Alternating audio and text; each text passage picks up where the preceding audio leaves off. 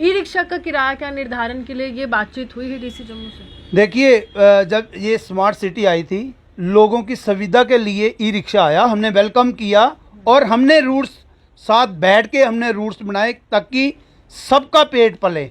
लेकिन ये नहीं है कि ई रिक्शा, मैं सभी नहीं उसमें कहूँगा सभी गलत हैं। मैं ये भी नहीं कहूँगा कि अगर ई रिक्शा लाया गया है तो वो अपनी मनमर्जी से किराया लेगा। अगर काला ऑटो अगर जो पुराना वाला चलता है उसमें डीजल पेट्रोल चलता है, आप देखिए 100 रुपये लीटर पेट्रोल लेने वाला और एक बैटरी के साथ चलने वाला, वो उसका किराया बराबर नहीं हो सकता। हमारी मांगे थी इनका किराया, जैसे जो हमारी परसों मीटिंग हुई, क्योंकि हमारी सहमति से मीटिंग हुई, हमने जो ई रिक्शा के स्टैंड जो हमने 20 से 30 जो आइडेंटिफाई करे हुए, वो विद अमन जी हमारे साथ थे और टीम जो डीसी मैम की, हमने सारा वो पैरामीटर्स हमने उनको दिए हैं। स्टैंड भी मिलने चाहिए इनको, क्योंकि ई रिक्शा जो है वो लोगों की सुविधा के लिए आया है। हम उसको इग्नोर, खंबा में एक एक्सीडेंट हुआ, वहाँ 2 लोगों की जान चली गई। मुझे बताइए कौन सी गाड़ी ऐसी है जो बिना लाइसेंस के चलाने की इजाज़त सरकार देती है? और हमने हमारी 3 उसमें मांगे थी। अगर इनको रूट्स दिए गए हैं, डिस्प्ले होने चाहिए। आप देखिए मेटाडोर अगर गांधीनगर जाती है उस पर लिखा होता है गांधीनगर, त्रिकुटा नगर, शास्त्री नगर, तालाब तिल्लो, सभी उसी तरह इनके जोन बनेंगे और उसी जोन में ये चलेंगे। मगर ये जो राजनीति हो रही है, एडिशन डीसी साहब और डीसी मैम ने वो मीटिंग, हमारी लास्ट जो हमारी मीटिंग थी वो परसों थी, और उसमें बहुत सारे फैसले जो हम चाहते थे।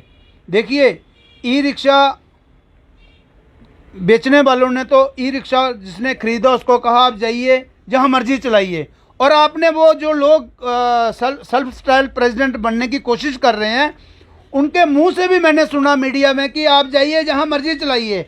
जनाब, ये 80 रूट्स हैं और 30 के करीब जो स्टैंड, 20 से 30 जो हमारे पास स्टैंड बन के आए हुए हैं, एक्सरसाइज करके आए हुए हैं, और विद मैप हमने वो सरकार को दिए हैं। क्योंकि परसों जो मीटिंग थी वो लास्ट हमारी जम्मू कश्मीर में पिछले कुछ समय से अगर हम कहें ट्रांसपोर्ट के क्षेत्र में क्रांति आई है, उस क्रांति का नाम ई रिक्शा दिया गया है। मेट्रोपॉलिटन सिटीज़ में हमने ई रिक्शा देखा है, मुंबई में, महाराष्ट्र में, दिल्ली में, और जम्मू कश्मीर में जब इसकी दस्तक होती है तो कहीं ना कहीं जो विभिन्न ट्रांसपोर्ट अदारे हैं वो भी विरोध करते हैं कि देखिए कामकाज पर काफ़ी ज़्यादा असर होगा। लेकिन डीसी जम्मू के साथ मुलाकात करते हैं विजय जी और कहते हैं कि हम सबको साथ चलना है, और मुलाकात में किन किन बातों पर चर्चा हुई है इन्हीं से जानेंगे। और एक विवाद जो है वो नया विवाद जो है जन्म ले रहा है चुनावों को लेकर। विजय जी, क्या लगता है कि इस समय जो एक विवादित यहाँ पर स्थिति जो है बनी हुई है जम्मू कश्मीर में, ई रिक्शा चालक कहते हैं कि कभी ऑटो चालक जो है उनका विरोध करते हैं, कभी मेटाडोर चालक, कैसे सुलझाएंगे ये समस्या? धन्यवाद मैम आपके चैनल का।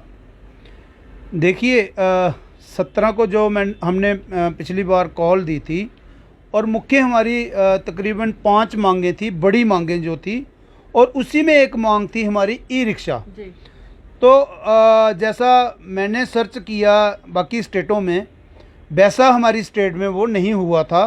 क्योंकि आप देखिए, ये मेरे पास तकरीबन 80 के करीब रूट्स हैं। अब आप देखिए, 1 साल हो गया मुझे लगता है जम्मू में ई रिक्शा ने कदम रखा था 1 साल पहले, और बढ़ता बढ़ता अब ये आप देखिए बहुत तादाद में बढ़ गया। तो मैं जैसे आपको बताना चाहूँगा, क्योंकि कुछ ऐसी चीज़ें हैं वो यहाँ नहीं हुई। पंजाब में आप जाइए, दिल्ली में जाइए, पर्टिकुलर रूट्स हैं। अगर आपने कहीं मसलन तौर आपने मेडिकल कॉलेज से रिहाड़ी जाना है, तो अगर आप उसको बोलोगे कि भाई अम्फला तक जाना है, वो नहीं जाएगा। लेकिन यहाँ ऐसा नहीं हो रहा, क्योंकि आप देखिए ई रिक्शा अपनी मनमर्जी से चल रहा, और जहाँ दिल कर रहा है वहीं वो चला जाता है, चाहे वो 10 किलोमीटर है, चाहे वो 15 किलोमीटर है। तो तभी हमने ये एक मांग रखी थी सरकार से उन 5 मांगों में।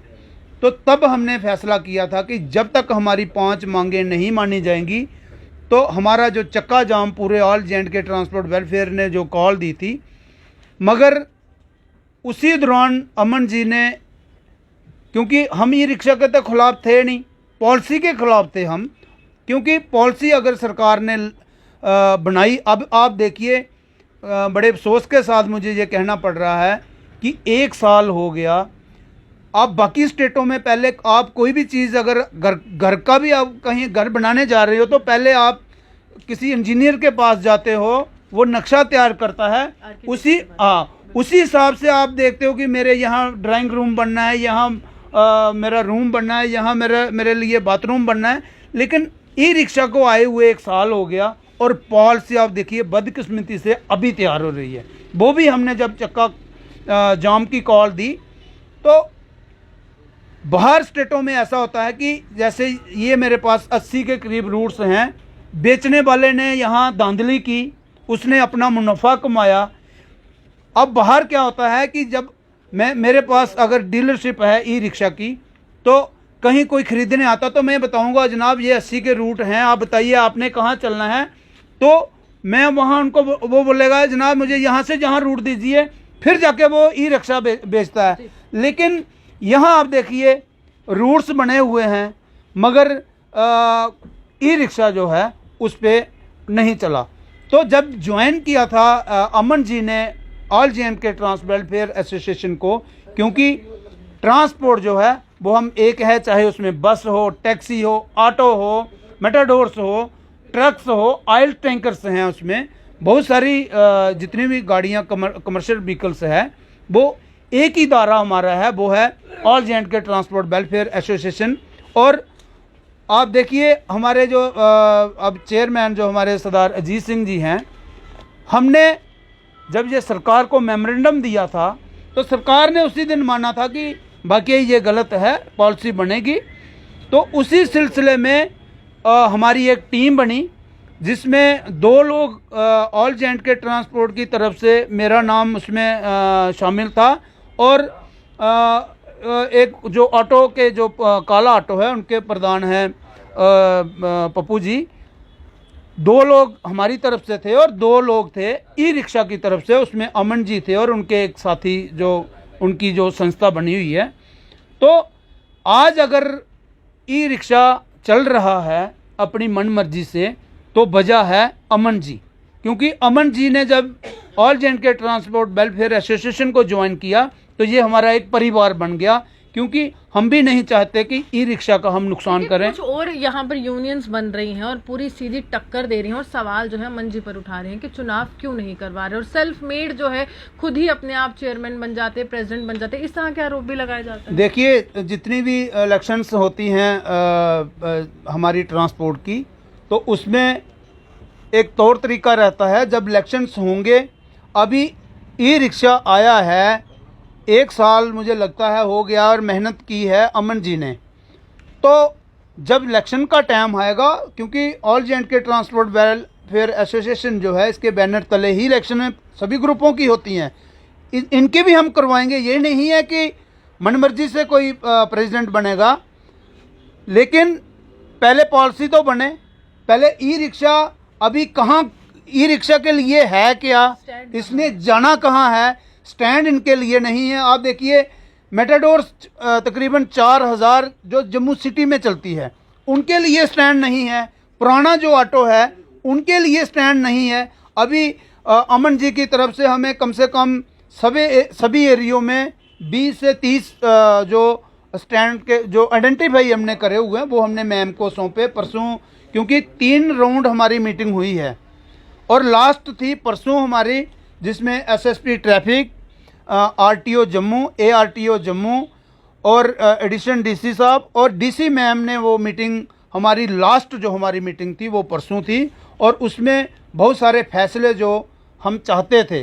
देखिए ई रिक्शा बेचने वालों ने तो ई रिक्शा जिसने ख़रीदा उसको कहा आप जाइए जहाँ मर्जी चलाइए, और आपने वो जो लोग सेल्फ स्टाइल प्रेसिडेंट बनने की कोशिश कर रहे हैं उनके मुंह से भी मैंने सुना मीडिया में कि आप जाइए जहां मर्जी चलाइए। जनाब ये 80 रूट्स हैं और 30 के करीब जो स्टैंड, 20 से 30 जो हमारे पास स्टैंड बन के आए हुए हैं, एक्सरसाइज करके आए हुए हैं, और विद मैप हमने वो सरकार को दिए हैं, क्योंकि परसों जो मीटिंग थी वो लास्ट हमारी मीटिंग है। आप लोग कह रहे हैं कि ये काफी लंबे समय से कानून के हिसाब से हम पूरी यूनियन भी चलती है और ट्रांसपोर्टर्स भी चलते हैं, लेकिन एक व्यक्ति सामने आता है जो कहते हैं कि कानून की धज्जियां उड़ा दीजिए। देखिए ये ट्रांसपोर्ट है, यहाँ बहुत सारे लोग आए और बहुत चले गए और कईयों ने चले जाना, लेकिन यहाँ राजनीति हम नहीं होने देंगे।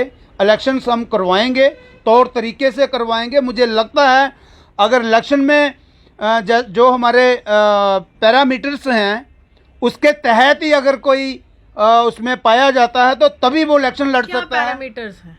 देखिए अगर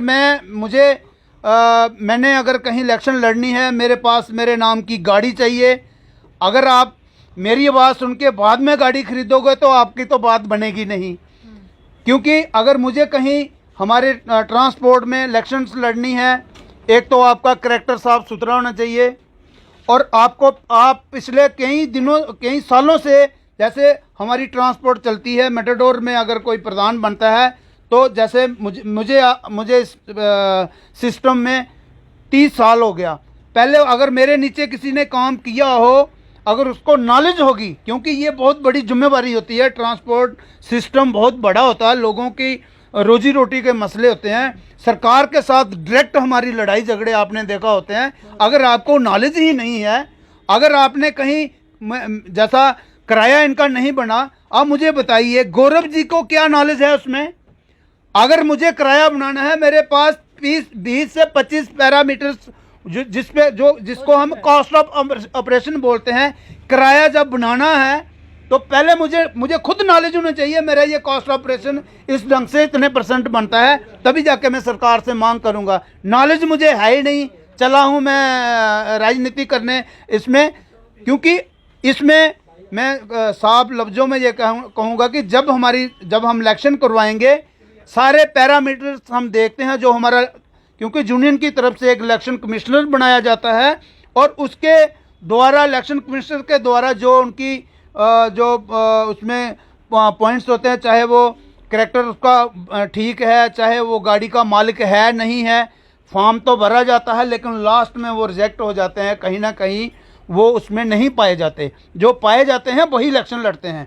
तो जब इलेक्शन का टाइम आएगा, अभी तो हमारी पॉलिसी बन रही है, अभी तो ई रिक्शा को कहाँ जाना है, कैसे चलना है, वो सिस्टम हम बना रहे हैं। सवाल ये भी उठाते हैं लोग कि देखिए मेटाडोर्स का जो है किराया निर्धारित किया गया है कि इतने किलोमीटर पे इतना किराया जो है वो लेना है।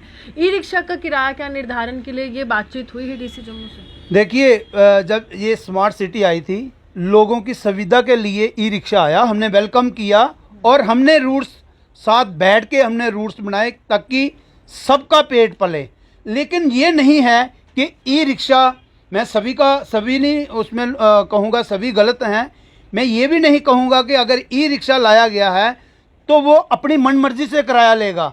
अगर काला ऑटो अगर जो पुराना वाला चलता है उसमें डीजल पेट्रोल चलता है, आप देखिए 100 रुपये लीटर पेट्रोल लेने वाला और एक बैटरी के साथ चलने वाला, वो उसका किराया बराबर नहीं हो सकता। हमारी मांगे थी इनका किराया, जैसे जो हमारी परसों मीटिंग हुई, क्योंकि हमारी सहमति से मीटिंग हुई, हमने जो ई रिक्शा के स्टैंड जो हमने 20 से 30 जो आइडेंटिफाई करे हुए वो विद अमन जी हमारे साथ थे और टीम जो डीसी मैम की, हमने सारा वो पैरामीटर्स हमने उनको दिए हैं। स्टैंड भी मिलने चाहिए इनको, क्योंकि ई रिक्शा जो है वो लोगों की सुविधा के लिए आया है, हम उसको इग्नोर नहीं करेंगे कि हम इसको चलने नहीं देंगे। लेकिन आप चाहते हैं ना कि उस सरकार के खाते में भी रजिस्टर्ड हो जाए कि ये वाकई सरकार की तरफ से योजना है और सरकारी खाते से ही ये लोग चल रहे हैं, सरकार की मर्जी से चल रहे हैं। बिल्कुल, आप देखिए कुछ लोग ऐसे हैं इसमें, गौरव की ही टीम में मैंने देखा कि जनाब आप देखिए आपके पास लाइसेंस नहीं चाहिए, आप बिना लाइसेंस के चलाइए। जनाब ये जो आज तक आप पे गौज नहीं गिरी, तो जैसा मैंने कहा वो अमन जी ने जब हमें ज्वाइन किया था ऑल इंडिया के ट्रांसपोर्ट वेलफेयर एसोसिएशन ने, क्योंकि सरदार अजीत सिंह जी की अध्यक्षता में अमन जी ने वो हमारी टीम को ज्वाइन किया था, तो तब से हमने वो अपना रवैया ढीला रखा। क्योंकि अगर कहीं ई रिक्शा के आपने देखा कई जगह, आप सांबा में एक एक्सीडेंट हुआ, वहाँ 2 लोगों की जान चली गई। मुझे बताइए कौन सी गाड़ी ऐसी है जो बिना लाइसेंस के चलाने की इजाज़त सरकार देती है? और हमने हमारी 3 उसमें मांगे थी, अगर इनको रूट्स दिए गए हैं, डिस्प्ले होने चाहिए। आप देखिए मेटाडोर अगर गांधीनगर जाती है उस पर लिखा होता है गांधीनगर, त्रिकुटा नगर, शास्त्री नगर, तालाब तिल्लो, सभी उसी तरह इनके जोन बनेंगे और उसी जोन में ये चलेंगे। मगर ये जो राजनीति हो रही है, मैं फिर एक बार कहूँगा कि हम नहीं होने देंगे। जब इलेक्शन का टाइम आएगा तो हम मिल बैठ के इलेक्शन भी करवाएंगे और जीत के जो प्रेसिडेंट आएगा वो हमारे साथ काम करेगा। देखिए, जनता की सुविधा के लिए इस तरह की योजना लाई गई स्मार्ट सिटी प्रोजेक्ट में, लेकिन सुविधा के साथ साथ यहाँ पर राजनीति बहुत हो रही है चुनावों को लेकर। और अहम सवाल ये है कि जब ई रिक्शा चालक जो है वो खुद ही चाहते हैं कि एक पॉलिसी का निर्माण हो और पूरी तरह से व्यवस्था इस प्रकार चलाई जाए कि सरकार के साथ सीधी बातचीत हो और ये ना कहा जाए कि देखिए ये लोग जो है बाहर से आ गए हैं और हमारे कामकाज को काफ़ी ज़्यादा नुकसान पहुँचा रहे हैं। तो ट्रांसपोर्ट यूनियन जो है इनके साथ है, विजय जी साथ हैं, और देखना ये होगा कि किस तरह से डीसी जम्मू जो है अपनी तमाम की गई बातों पर खरी उतरते हैं। आप यूं हमारे साथ बने रहिए, देखते विश्व जम्मू सुहान की।